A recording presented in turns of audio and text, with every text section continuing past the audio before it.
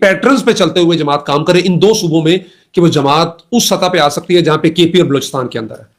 آپ نے مجھ سے ایسا سوال پوچھا ہے، حافظ عبداللہ صاحب نے اس پر ایک بات کی ہے، اب میں اس پہ کوئی بات کروں گا، میرے بڑے ہیں، میرے لیے بڑے محترم ہیں، لیکن چونکہ ریکارڈ کی بات ہے تو میں اس کو ذرا ایک اور اینگل میں دیکھتا ہوں. دیکھیں، آپ کے پاس ایک کرائٹیریا ہوتا ہے، جس کرائٹیریا پر آپ یہ ڈیفائن کرتے ہیں کہ ویدر پروگرس ہو رہی ہے یا نہیں ہو رہی، آپ کے ٹرینڈز جو ہیں وہ کس طرف جا رہے ہیں، آپ اپ ورڈز جا رہے ہیں، ڈاؤن ورڈز جا رہے ہیں. تو ٹھیک ہے، یہ کچھ کرائٹیریا ہوتا ہے. اب آپ کے پاس کیا کرائٹیریا ہے؟ مثال کے طور پر میرے پاس 3 کرائٹیریا.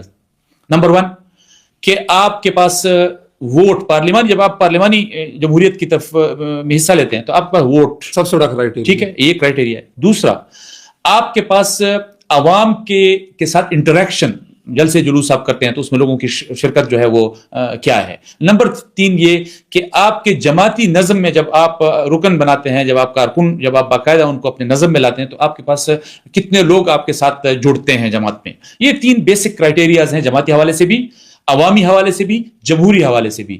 تو ان 3 کرائٹیریاز پر اگر میں کے پی اور پنجاب کی بات تو آپ کو بھی معلوم ہے، میں اس پہ بات نہیں کروں گا، لیکن چونکہ آپ کا سوال اسپیسیفکلی سندھ اور پنجاب کے حوالے سے ہے تو دیکھیں، میں پہلے سندھ کی طرف آتا ہوں.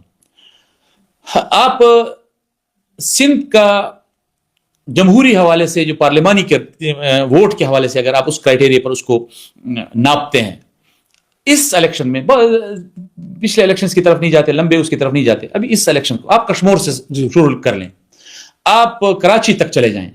جمعیت علماء اسلام نے جتنا ووٹ حاصل کیا اس سے پہلے ووٹ کبھی نہیں حاصل کیا. اب میں ایک حلقے کی مثال، 2 حلقے کی، 3 کی دوں اگر آپ کے سامنے، کیونکہ پھر چیز لمبی ہو جائے گی. اب آپ دیکھیں کشمور سے اگر ہم سٹارٹ لیتے ہیں، کشمور میں قومی اسمبلی کے حلقے پر جمعیت علماء اسلام نے اس وقت کا جو فارم 47 جو ایشو کیا ہے ہمارے الیکشن کمیشن نے، جس پر ہم اعتراض ہے کہ یہ سیٹ ہم جیتے ہوئے ہیں لیکن باوجود ہم جیتنے کے ہم سے چھینی گئی ہے، اس پر جمعیت علماء اسلام کے کینڈیڈیٹ نے کتاب کے نشان پر 1,03,000 ووٹ لیے. سندھ میں ایک حلقے میں، کشمور کا کنکوٹ کا حلقہ، قومی اسمبلی کا ڈاکوں کا حلقہ، جی 1,03,000 ووٹ. 1,03,000 ووٹ آپ سوچ رہے ہیں. ٹھیک ہے، اس کے بعد آپ اس کے ساتھ ایڈجسٹنٹ شکارپور پہ آپ آ جائیں. شکارپور پہ ایک حلقے پہ جمعیت علماء اسلام کے کینڈیڈیٹ نے کتاب کے نشان پر 84,000 ووٹ لیے. ٹھیک ہے، اس کے ساتھ دوسرا فوراً جو حلقہ ہے، جو میرے بھائی راشد محمود سومر صاحب کا حلقہ ہے، آپ اس پہ دیکھیں کتاب کے نشان پر ہمارے جنرل سیکرٹری صاحب نے جو ہے وہ لگ بھگ 70 اور 80,000 کے بیچ میں، ایگزیکٹ مجھے یاد نہیں ہے کہ اتنا ووٹ انہوں نے لیا. اب یہ 3 قومی اسمبلی کے حلقوں کی بات میں آپ کو، اسی طرح آپ لاڑکانہ کو دیکھ لیں، اسی طرح آپ کمبر شہزاد کوٹ کو دیکھ لیں، اسی طرح آپ گھوٹکی کو دیکھ لیں. اچھا، سکھر کا ہمارا مولانا صالح اندڑ، آپ نے ہمارے ناظم انتخاب بھی تھے صوبہ سندھ کے اس دفعہ کے، انہوں نے خورشید شاہ کے مقابلے میں 70,000 ووٹ لیے.